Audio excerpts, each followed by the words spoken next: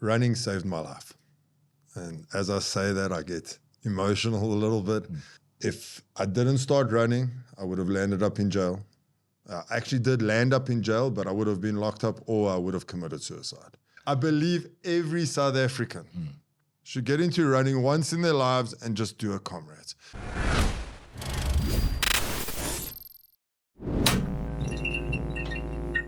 Welcome back to the Sias du Plessis Show. Thank you very much for everyone that has liked and subscribed. We really do appreciate your time. Today's guest, Jacques Wijtman, the host of the Endure Edge podcast. Man, he's got a story to tell. His gambling addiction, how he's come through all of that, and how running has saved his life. Let's get into it.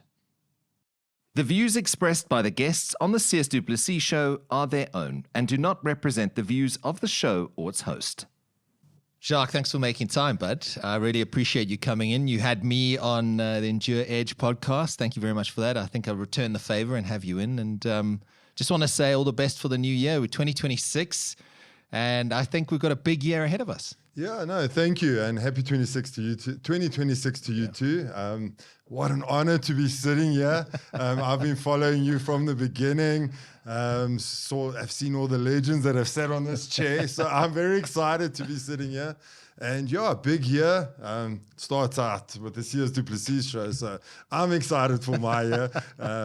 Yeah, thank you for having me. It's really an honor. Well, listen, thanks for making time. I know it's early in the morning. That's why I've got coffee in here. But I think the biggest thing is your podcast has done tremendously well, and hats off to you, man. You've really stepped up in a space that there's a lot of people who are attempting podcasts, but the Endure Edge has seen some great guests. But what I like about it most, firstly, technically it looks great, but it's about inspiring, it's about motivating, it's about healing, and it's about putting fire in the bellies of people. And I just love that, man.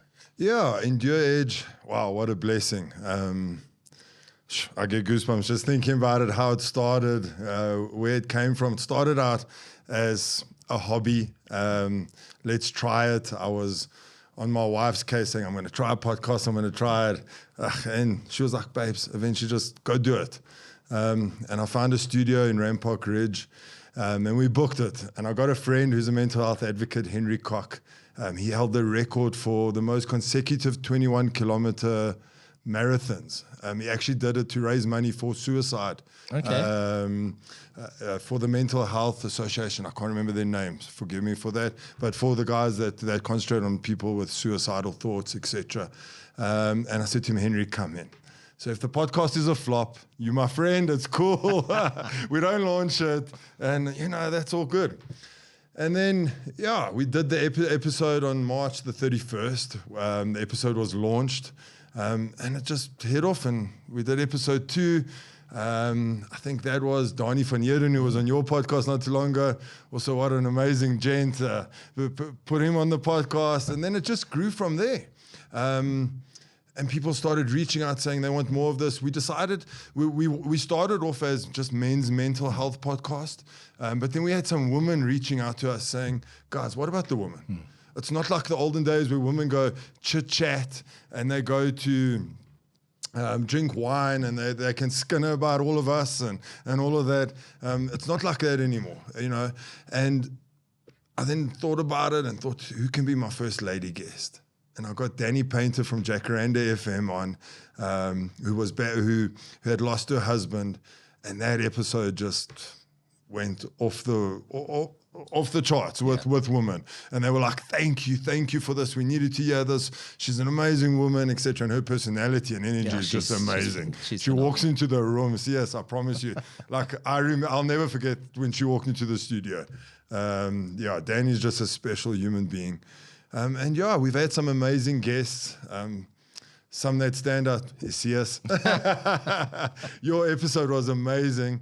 I was actually going to tell you, and I forgot before we started this. I don't know if you're on TikTok. I am, yes, yeah. The one where we talk about South African sports, the reel that talks about South African sports and how the schools can actually help our soccer. Yeah. That's still going off on TikTok. People really like that, and people agree with your thoughts there on that. And then my first episode for the year has taken off amazingly. Brilliant. A guy called Joe Fleming. I don't know if you've seen him. He does this thing called, he's an American. He was a veteran. He's a veteran. He does this thing called You're in South Africa. I've seen that. Yeah. Yes, Jeez, yeah. Okay. And he has a hell of a story. Yeah. And he's a mental health advocate, and he tried to commit suicide now in last year, the beginning of last year. For real? Jeez. Yeah, so his story was crazy, and this morning I actually posted a reel talking about suicide, and it's just gone crazy on Instagram with comments and people going, wow, how powerful this is.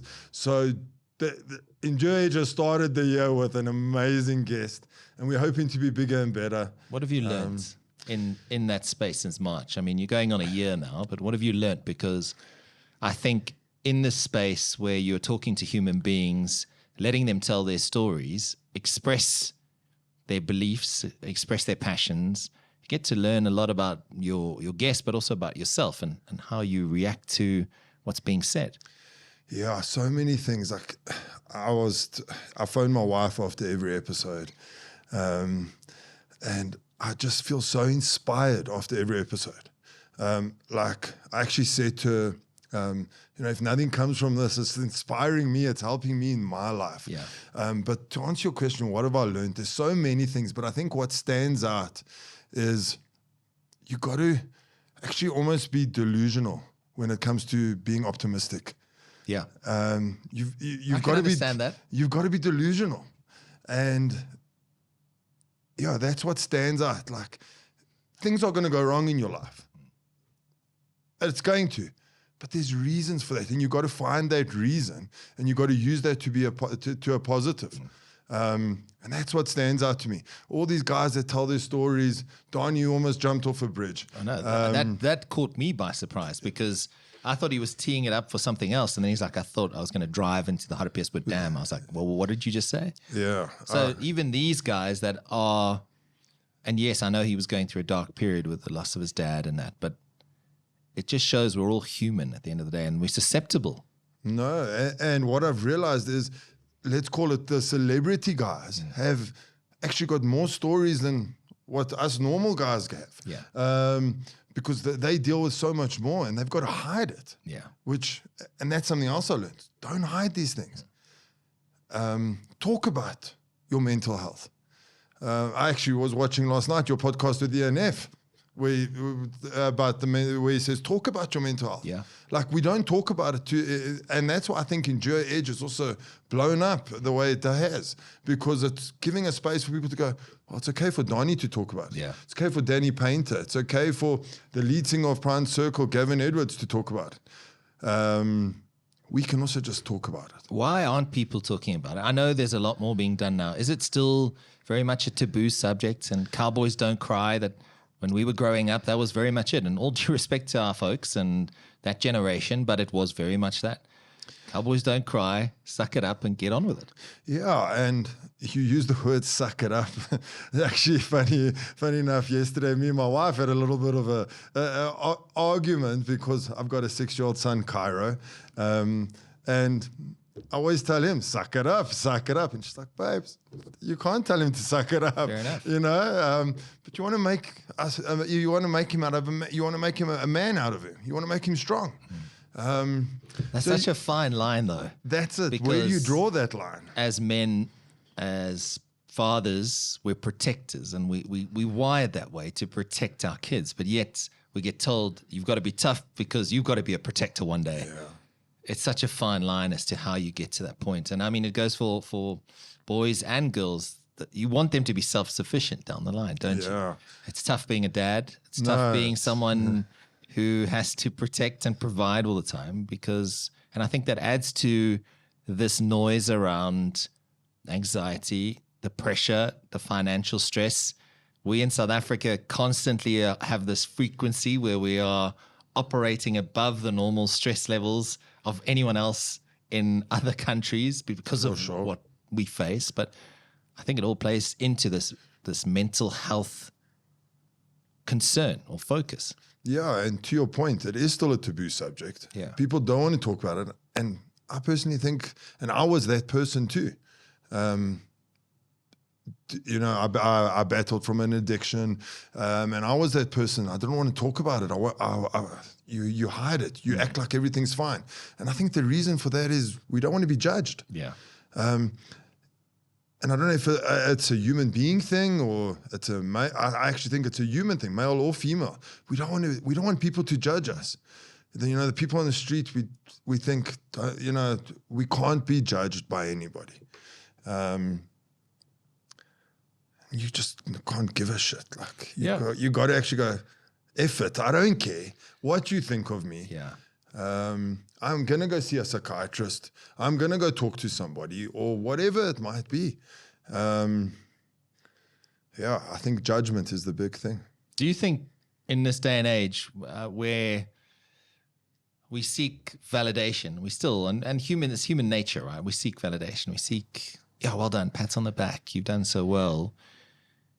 But everyone is dealing with their own shit. And I kind of feel that people are so consumed with what's going on in their own lives that they don't really pay attention to other human beings. They might look up and sort of, he's fat or he's too skinny or whatever that is.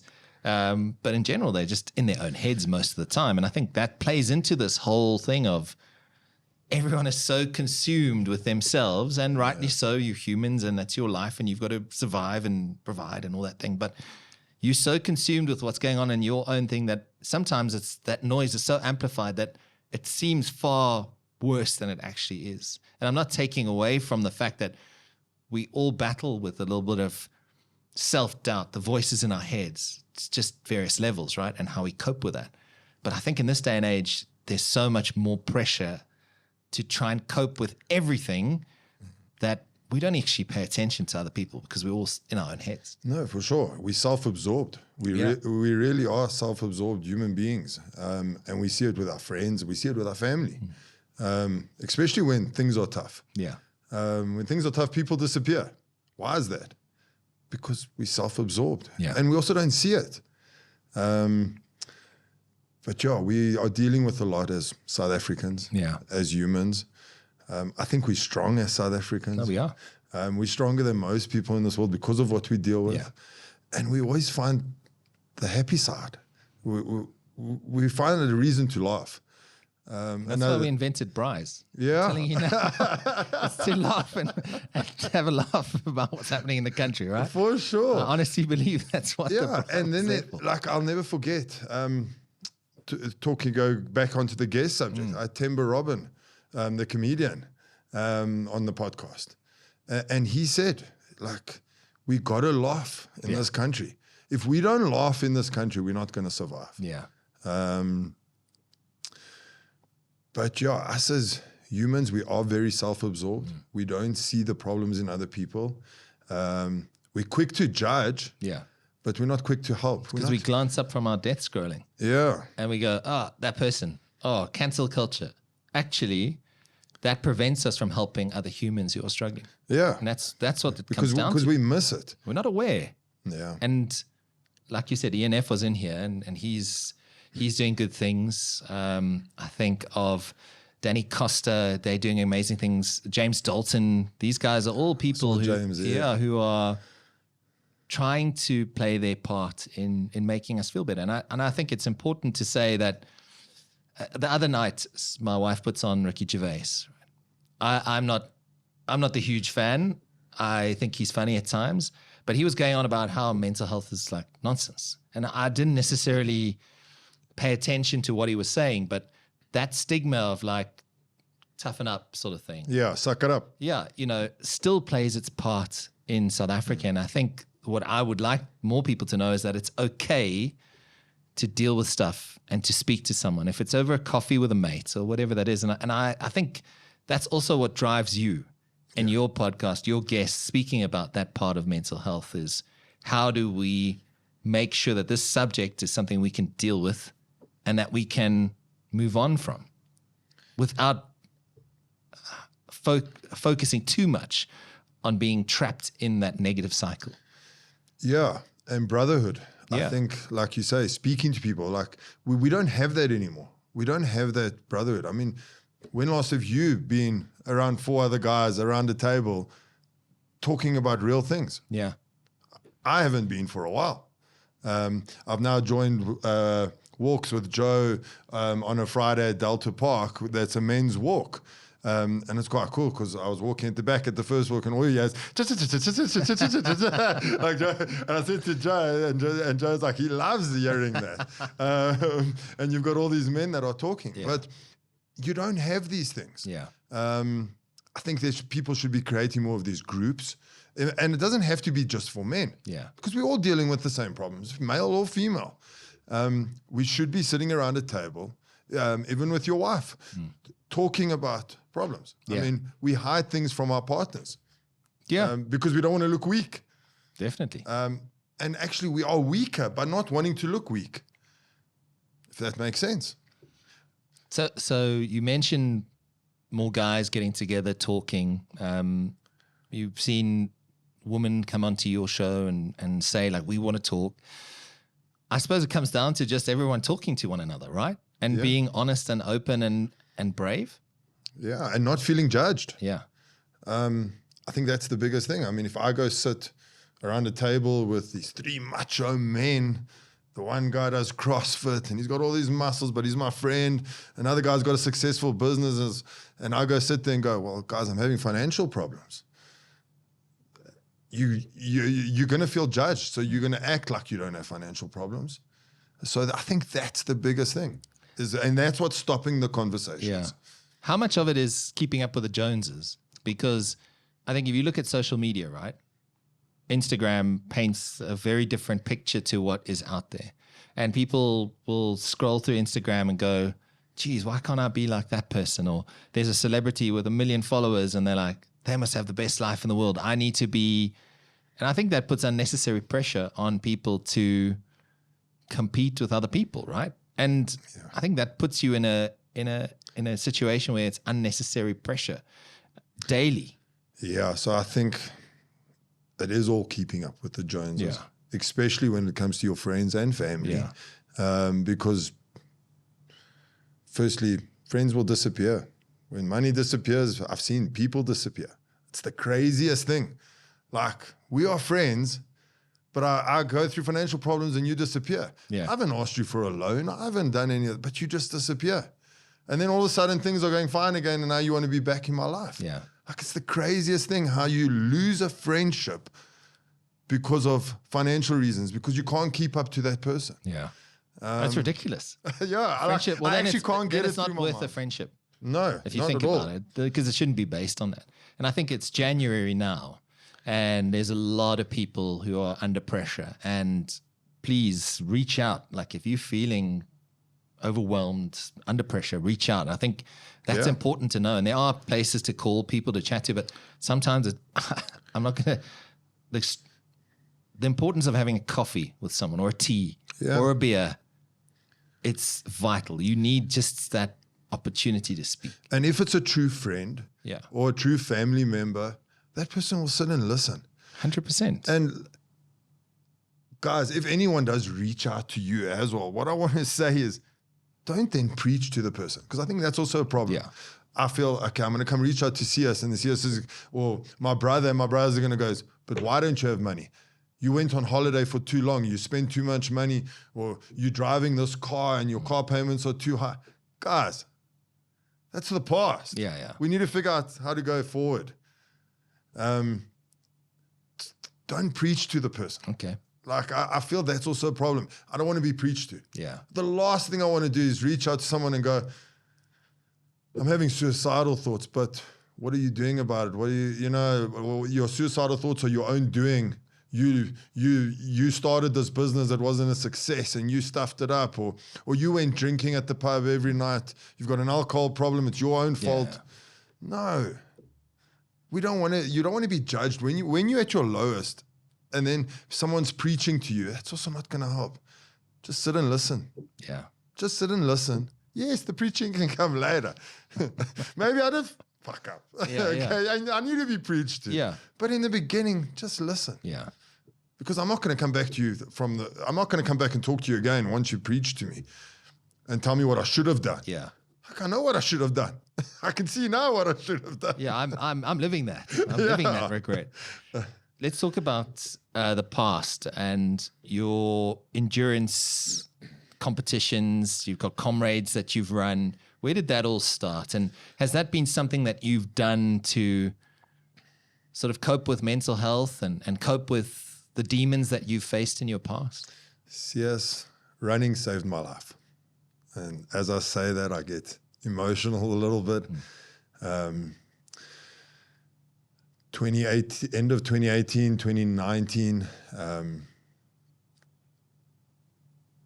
I decided to take up running. A friend of mine, Michael Farah. Had you run before? No, so were you active or? No, I was active. Okay. I might have been. I had some CrossFit sessions under the belt, and obviously some gym sessions. I was always an active person. Yeah. I was actively gambling too. Okay. And just in a bad mental space. And a friend of mine, Michael Farah, the one day we were at lunch, and I was that type of guy. I sometimes still am, where have a tequila, have a tequila, have a tequila. Come on, see us, have a tequila. And I was sitting at lunch and trying to force him and his wife, Jess, to have a tequila with me. I don't know, running came up and I said to Mike, I want to run with you tomorrow. To me, Mike, I want to run with you tomorrow and let's go do this. And he looked at me and he's like, you down 10 tequilas. I said, there's no running tomorrow. I'm going to run with you tomorrow. I want to do a 10K. And I don't even think it, maybe I've had runs a little bit, but nothing consistent or like I wasn't ready for a 10K. Yeah. And he took me on a run. I showed up and he took me a run. It was the end of that. 2019, I did my first Comrades. Congratulations. Was my best Comrades ever. Up or down? It was an up run. Okay. Yeah, which doesn't make a difference, by the way. I'll get into that. No. There's a lot of theories around that. No, this up and down thing is bullshit. don't let them fool you on that. But yeah, it was an up run in 2019. Like I get jealous still today when I hear someone saying to me, I'm a novice, I'm doing my first Comrades. I get so jealous because I wish I could have that over. No Comrades is like your first Comrades. I had the best day of my life. I wasn't worried about time. I did a 10 hour, sorry, my first was 10 hour 20. I was going to say your first one was 9 hours. No, 10 hour 20. 10 hour 20. Okay. 10 That's hour respectable, man. Yeah, thank you. I mean, says the guy who's never run Comrades, probably never will, but that's impressive. We're going to talk about that too. No. I believe every South African should get into running once in their lives and just do a Comrades. It is such a special race. Standing on that start line, and the national anthem starts playing, and then straight after that, Shoza Loza kicks in, and then Chariots of Fire, and then that cock crows. Like, you will not get a feeling like that ever again. Like, you could be right at the back, you could be right at the front. That feeling at that start line is just unbelievable. Okay. And then the cock crows and the cannon shoots, and you start, and you're all bunched up. And it's just chaos, actually, but it's the most amazing chaos you'll feel in your life. Your adrenaline's pumping. You've got goosebumps. The tears are running. Like you cry. Why are you crying on the start line, dude? Is it just the emotions? It's the excitement? The occasion? To get to Comrades is a journey. Okay. It's a hell of a journey. I can respect that. To get to Comrades. And yeah, you just... When you stand on that start line, you think back to the long runs on a weekend where you've left your family at 3 a.m. to get to the cradle, to do a 30K run. And it's hard. It's hard because you're getting out of a bed. And I'll never forget the one Comrades was in August. That was the worst, actually, because you would get out of bed in June, July to go do this 30K run. It's cold. It's miserable. But you leave your family to go do these runs at 3 a.m. You got a midweek long run of about 15K, sometimes a 20K run, a midweek long run. So you got to leave early. You start running at 3 a.m. to get back for work, to get ready for work, to get to work by 8:30. And to get the kids to school and all of that. So you try and plan and you try your best so that running doesn't interfere in the family life, because that's also a problem. When the running starts interfering in the family life and you out at 10 o'clock when you're supposed to be out with your family doing grocery shopping, whatever it might be. But yes, the journey to get to Comrades is what makes the start line so emotional, because you think back to all the hard times and the training and the hard runs. And compared to crossing the line? So, funny enough, see, sitting here right now, I can think of last year crossing the line because it was tough. But the previous years, I don't actually remember sitting here now. Wow. Okay. It's just, I mean, it's 90 kilometers. Your body is pushed beyond its capabilities. You soul searching. There's been dark times. You're avoiding the dodgy potatoes on the way.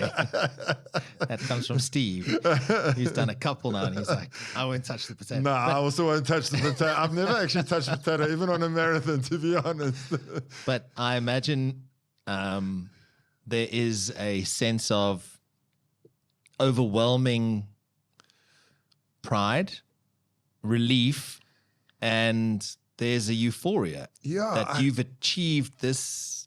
It's a superhuman feat. Yeah, I think, and the reason why I can't remember it, I think you're just glad you finished this thing. Yeah. You're glad it's done. Review mirror. Yeah. I mean, for example, my last year finished, what I remember is I had to walk another 3 kilometers to the car because of the way they changed the whole finish for last year. It was... Didn't the one woman go missing? Yes. Because she walked like... She was delirious or something and walked. Yeah, and the spectators and the runners were mixed. Yeah. So there was so chaos.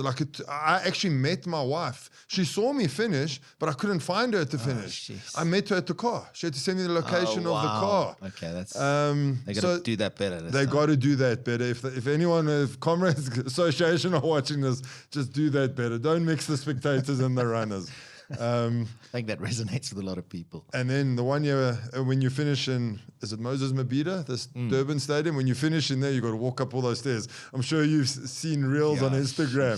There's all these stairs. I don't even know how many that you got to try and get up to. But hey, it's all part of it.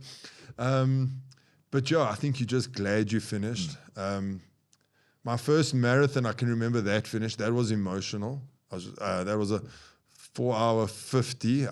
For my first Comrade, that's where I qualified, Johnson's Crane. 4 hour 50, I just qualified.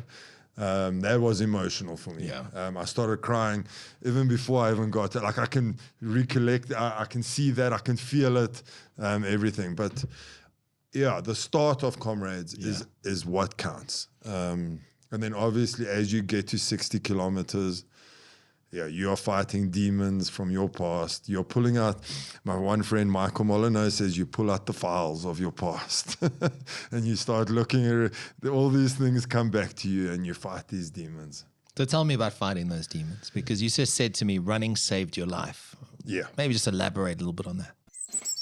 Bonjour. You know you don't always have to go all in. Every game needs a bit of in-game management. Reset. Breathe for a second. The best managers always stick to the plan. Play within the lines, that's how the game works best. And hey, if things feel off, take a break or set limits. No harm in taking a moment on the sideline. And just remember to bet the responsible way, with Betway. So, I was in active addiction, gambling. Okay. Unfortunately, I'm not a responsible gambler. Okay. I'm 8 years clean now, as I sit here. Congratulations. November last year was 8 years. How bad was it? It was bad. If I didn't start running, I would have landed up in jail. I actually did land up in jail, but I would have been locked up or I would have committed suicide. One of the two. It was bad to the stage where I lost my, I got divorced because of gambling, where I pawned cars. I pawned a car for gambling, stole my current wife's jewelry and pawned that for gambling, and she's still with me. She was my girlfriend at the stage. So God bless you, Samantha, for staying with me. Yeah. I was defrauding people, bullshit businesses, where I was giving out fraudulent proof of payments. Actually, what saved my life is I stayed at a guest house, and so I didn't have a place to stay, and I went and I booked into this guest house, made the first payment, and then told them I'd like to extend my stay, and obviously no money, because when you're an active, You didn't have a job or anything, right? You were trying to hustle, right? if you want to call it that. Yeah. Trying to hustle. And I booked into this guest house, and I said, I extend my stay, and cool. And they said, it's going to be 20 grand, whatever it is, for 2 weeks or whatever it is. And the guest house then asked me for payment. And I went and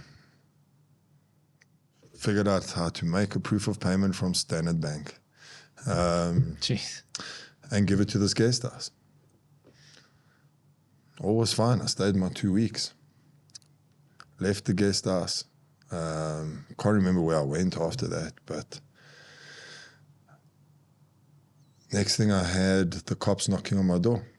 And the lady of the guest house had actually opened a case against me. Okay. For defrauding her. Oh, wow. So I actually owe a lot to that lady. I need to thank her, actually, because that actually saved my life. The cops locked me up. I don't know if she knew the prosecutor or what it was, but I couldn't get bail. I can't remember the full story on why I couldn't get bail. They didn't want to give me bail. That must have been terrifying. I mean, you did wrong. Let's not paint a different picture here, but it must have been like, I'm in jail for something I've done. This is bad. I mean, I'm simplifying it really, but you must have been going, holy crap. What the fuck have I done? Yeah. And it started off obviously in a holding cell. Yeah. It's bad. If you've never been in a holding cell before, it's bad. But once you've been in a holding cell, if you go again, you know how to handle you. The oaks stay by themselves, etc. But yeah, and obviously you count on bail. You go to court the next morning, next thing bail's declined. I'm like, what the fuck now?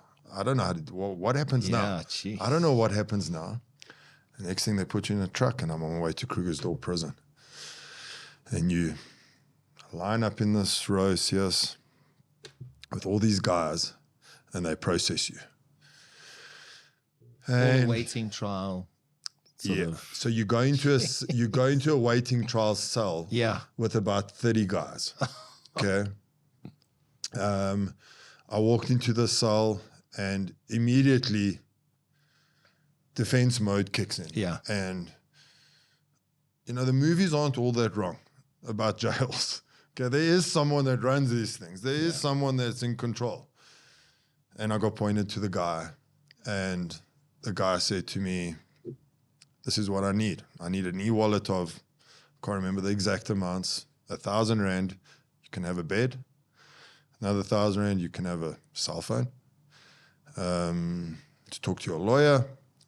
Another 1,000 Rand, you can have protection. Jeez. Did you have the money? I didn't have the money, but obviously I phoned Samantha, and Samantha did the e-wallet. Wow. So you're in this room, about the size of the studio, actually, or people can't see the real size of the studio, with all these bunk beds and 30 guys. Some are lying on the floor, some are not. And you got to defend for yourself. And I was there for 5 days. And those 5 days changed my life.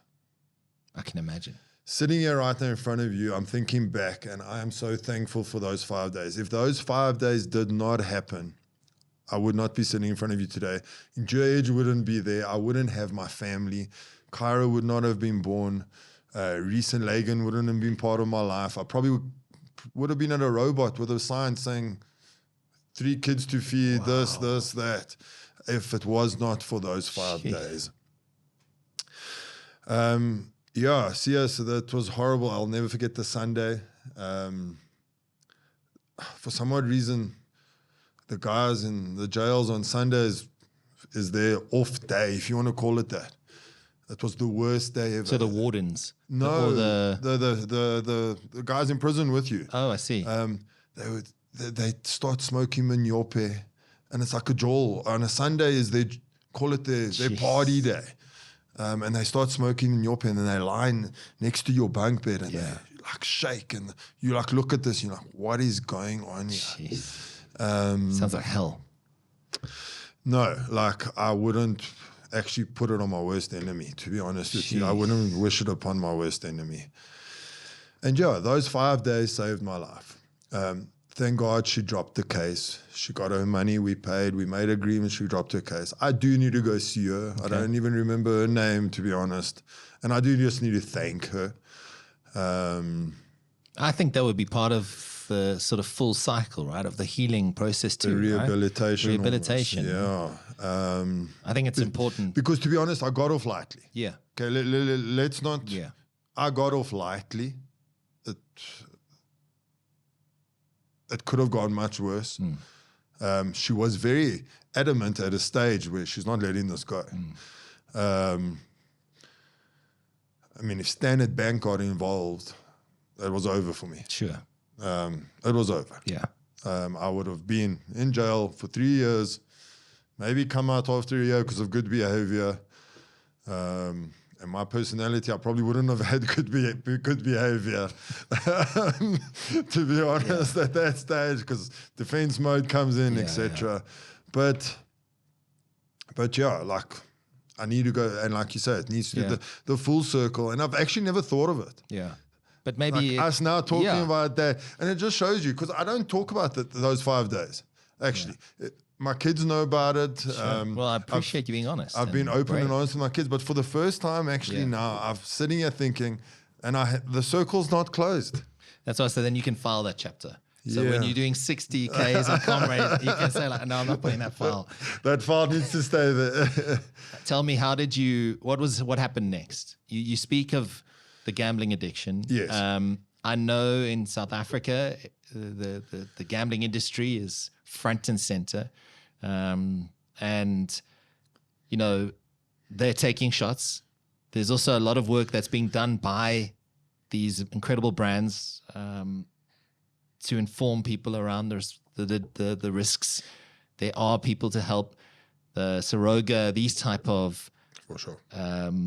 Organizations are being formed or are in existence to help people. But I think more obviously can always be done. But before we delve into that, just tell me what happened next. You got out. So before I just carry on with that, I do want to say something, and it is something that I also fight with in like the Gamblers Anonymous rooms. Is everyone's quick to blame these brands, and go, it's Monte Casino's fault. Sorry that I'm naming names now, but it's whoever's fault. Yeah, it's the website's fault, etc. It's not. It's not, because there are people out there that can gamble responsibly, and it's fun for them. And they should be. If you can gamble responsibly, that's okay. Yeah. That's good. I mean, people get joys out of different things in life, okay? Same with us going to go have a beer responsibly. Yeah. We can do that. Some people can't. So it's not the gambling house's fault, let's call it that. Yeah. It's my fault. I can't gamble responsibly. Gambling is addiction. Sorry, let's not say gambling. Addiction is a secondary disease. The primary infection is loneliness, financial problems, divorce, ADHD, trauma from your past, trying to numb bad things in your life. Those are the primary things that bring on addiction. So people must realize that it's not the gambling house that's the problem. And to say maybe the gambling house shouldn't be there is also not correct, because then you should say the Hog's Head, the pub, shouldn't be there. Sorry, I'm throwing out these names. I hope it's okay. No, but you think about how many people are employed. I mean, I know, for example, Betway, who proudly sponsors this podcast, employ a lot of people in a country where we face socioeconomic problems. They're hiring people all the time. They're paying a crap ton of tax back to the GDP of this country, and other brands are doing the same. Yeah. So I appreciate that, yes, there is a problem around people who suffer with addiction, and there's help. And to your point, there's a lot that can be done to improve that, and maybe it's regulations around advertising. I'm not sure. Yeah. I'm certainly not an expert in the space. However, I do think that these brands do take a lot of abuse from people who aren't quite educated on what's actually happening. Because once again, it comes back to that whole self-absorbed cancel culture, right? Or judgment before actually going, hang on a second, how much tax is being paid? How much jobs, families are being fed? The sponsorships, let's be honest, if it wasn't for the sponsorships, where would our sports industry be? For sure. Because the Safas of this world, they rely heavily on these guys. No. Without them, there's a massive problem. So we need to find... The rugby franchises rely on them. 100%. They're all over the bums of the shorts, etc. Look at the sports industry. Without the sports betting brands, they're in deep trouble. For sure. And like I said, it's not their fault that I've got an addiction. I've got past trauma. No one's forced you, right? No. To place whatever that is. No. If I've walked into a casino, no one's forced me to walk into the casino and use my whole salary, for example. No one's forced me to do that. It was my choice because I thought I can have an affair with Lady Luck. That's what it is. It is, 100%. You're having an affair with Lady Luck. So to get back to your question, what happened afterwards? I got out. She dropped the case. Myself and Samantha then went. I was obviously trying to save my relationship with Samantha. And we went to go see a pastor. Mm-hmm. He wasn't a friend of mine, but we knew each other. I was going to his church, etc., and we knew each other. And I'll never forget, we sat in front of him, and Samantha looked at him, and Samantha's like, "I'm sorry, but why the fuck? Why the fuck?" I hope it's okay to say on the podcast. Why the fuck must I be with Jacques? What he's done? He sold my fucking jewelry, my 21st diamond ring, etc. He's lied to me. He sold the washing machine. He's pawned that. He's pawned this. And then she realized she swore in front of him. And she's like, I'm so sorry, Gary. I'm so sorry. And he's like, no, you should be swearing about him. Yeah. Like what he's done is bad. Yeah. But he's sitting here today. Let's see what happens. Give him a chance. Okay. And he then sent us to a counselor in the church. And this lady, we sat with her. She asked for my bank statements. And it all came out. Things that Samantha didn't even know. Oh. Okay. All came out. Okay. You laid all that on the table and said, naked and exposed, here I am. Here I am. I was so vulnerable and the tears were flowing and everything and feeling sorry for myself and put it all out. And she's like, well, don't feel sorry for yourself because you did this. But she stood up and she took my hand and she walked me into another room. She said, gents, ladies, his name is Jacques. He's an active gambler for X amount of years. He would like to become clean. And she walked me into a Gamblers Anonymous room inside the church. Funny enough, the night we saw her, and she didn't know I had the gambling problem at Yes. The night we saw her, the Gamblers Anonymous meeting was happening. It was like, And she walked me into this room. Her name was Dawn. And Dawn walked me into this room and I sat down. And a guy called Andrew was chairing the meeting. And I just sat there. And I said, Jacques, if you'd like to share, please share. You're not forced to share. It's your first time here. If you'd like to share, share. And I started talking, and obviously just broke down. And Samantha's still in the other room with Dawn. Dawn then walked her, which is the most amazing little group that there was. It doesn't exist anymore. And I don't know how, but someone needs to start it again. Okay. Unfortunately, I can't because I'm the active gambler. But it was called Faminon.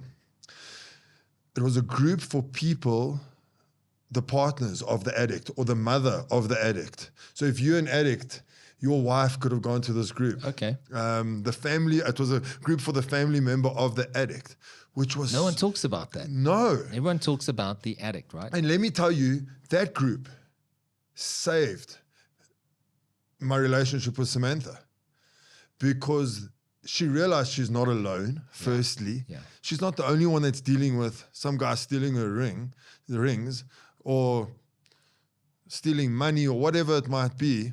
And it's a mixed group. It wasn't just for gamblers. It was for an alcoholic, like the mother of an alcoholic or the partner of an alcoholic. Yeah, I mean, addiction is broad, right? Yeah. So that group was amazing because she realized she wasn't alone. And she could go and talk and complain about me. Yeah. And there should be more of those groups, because I think what I've realized in my 8 years is they need more help than what I do. The partners of addicts need more help because they are dealing with it. Yeah. We don't see what they're dealing with. Everyone thinks, oh, shame. He's an addict. He's coming clean. No, what is his wife dealing with? What is the husband dealing with? A friend of mine works in a drug rehab, a privately run drug rehab. And the story she tells me is just horror stories.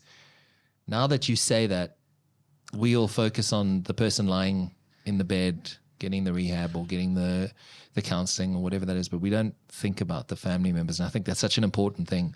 That's something that needs to be addressed. We've got a few minutes left, Jacques. Oh, wow. Is it? Yeah, time flies when you're having... I'm so sorry. We haven't even got into the things. But what would you, as a former addict, like to see in a country where casinos, betting brands, you can't drive on the highway, you can't watch sport without seeing something, a logo somewhere? What would you like to see change? As someone who's been to a very, very dark place and almost paid the ultimate price for it. Sias, so I know they do a lot already, okay, as a gambling house, whatever it is, as casinos or sports betting facility, whatever it is. I know they do a lot, okay, but I think you shouldn't concentrate on responsible gambling. Concentrate on the problem that gets to someone not being able to gamble responsibility. So put your efforts into mental health, because I feel that's where addiction comes from. Yeah. Not just gambling in general. SAB, concentrate on mental health. There won't be alcoholics. If everyone's mental health is fine, we won't be sitting in pubs drinking a bottle of tequila. Smoking. Same thing as smoking. I mean, if you ask anyone, why do you vape? For stress. 100%. I mean, what is stress? It's mental health. For most people, their routine in the morning, a cup of coffee, a cigarette, or their vape, so that they can deal with what's coming. Exactly. And they numb the pain. 100%. I mean, we numb the pain through alcohol. We numb the pain through cocaine. We numb the pain through whatever it is. Weed, whatever it is. Gambling is numbing the pain. Yeah, it's that thrill, right? You know how many people in the Gamblers Anonymous rooms will tell you their addiction comes from loneliness. Jeez. They go and sit at a roulette table because they're lonely. Yeah. I can talk to someone. How many people walk into a pub because they're lonely? 100%. Like, man. So, It goes deep. It goes deep. Yeah, and I think this is something that you can talk about for hours and never actually get to the full circle. Yeah. I like that analogy. Yeah, no, absolutely. I think on your journey, it's been so inspiring, because I think there's a lot of people in South Africa and wherever you're watching in the world, shout out to you, who feel that there is no hope, who feel there's no way out of their current situation.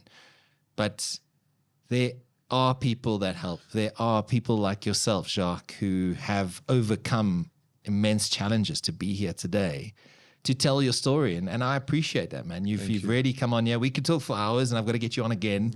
But we're at a point now where a lot needs to be done. And I think the sooner and I suppose I'm just talking about the gambling industry, the sports betting industry, those brands can get together, find the way forward. I know there's a lot of pressure coming from government and bills that are potentially being passed and regulations being touted. But the sooner they can get together and play their part in not just the responsible gaming side of things, but like you say, contributing in the CSR spaces, building hospitals, solar, fixing water, putting money back into potentially helping the government give us more bang for our buck at the end of the day. Yeah. That probably goes a long way. Yeah, and gambling is not an addiction that is spoken about. Yeah. It's not like an alcoholic, someone who's an alcoholic. Alcoholism is spoken about. Yeah. It's almost okay to tell someone, I'm sorry, I can't drink because I'm an alcoholic. Same with, and also for me, gambling is the worst addiction. For one reason, you don't know when someone's used. If I'm a drug addict and I take a line of cocaine now, you will pick it up. In my pupils, the way I speak, etc. If I go drink, you can smell the booze. If I steal your alcohol, you'll know the bottle of vodka is finished because Jacques drank it. He relapsed. If I can walk out of this podcast today and go relapse. My wife won't know. Yeah. My wife will not know. Unless you can see someone's bank accounts, but there's ways to do that too. 100%. I can draw 1,000 rand right now. My wife's not going to question my bank account. Yeah. It can be I can say it was for whatever and walk into the casino. Yeah. So gambling, you do not know when someone's used. That's why it's such, and people forget that. People don't realize that. And maybe what they can do for the gambling addiction side of things is just get people to talk about it more. Talk about it more. That's up to you, my friend. Yeah. You are living proof that you can overcome these things. And I think that the responsibility lies in people like yourself who have overcome so much to tell people that this is how we get out of this. And this is how we gamble responsibly, and this is how we walk this journey. So more people like you need to tell their stories. Thanks for coming in today. Thank you for having me. I know it's gone quick. We've got so much more to talk about. I'll get you in again. But lastly, where can people find the Endure Edge podcast? Tell me a bit more about what your plans are for 2026 before we wrap. So Endure Edge podcast, available on all streaming platforms, Spotify, Apple, YouTube, anywhere you watch your podcast. It's available there. Instagram, we've got an account. We're very active on Instagram, TikTok, Facebook, not that much, but it does link to Instagram. Are people that active on Facebook these days? Hey, I see it's an age thing. The older generation still loves Facebook. I've noticed that. I still battle to use it. And I can't even ask Reese, my 18-year-old daughter, because she doesn't even use Facebook anymore. What? Yeah, what's that? What book? Plans for Endure Edge. Wow, we've already booked 4 guests for this year. Nice. Amazing guests. Nice. I'm not actually going to give the guests away. No, please don't.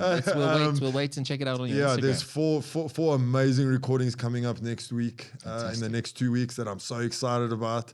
But bigger guests. Nice. Bigger stories. I'm hoping for some crazy stories.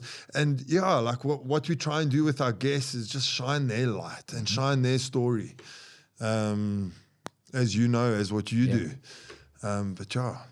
Keep inspiring, man. Keep doing the great work that you're doing. Keep telling these wonderful stories, providing a platform to these people whose stories need to be told, need to be heard. Keep up the amazing work, and thanks for joining me today. Thank you for having me, and thank you for your show. I strive to be the Sias to Plessis show. You're an inspiration to Endure Edge. Thank you very much for those kind words. Thank you, and thank you for having me today. Crack on and do some great things in 2026. Thank you, Sias.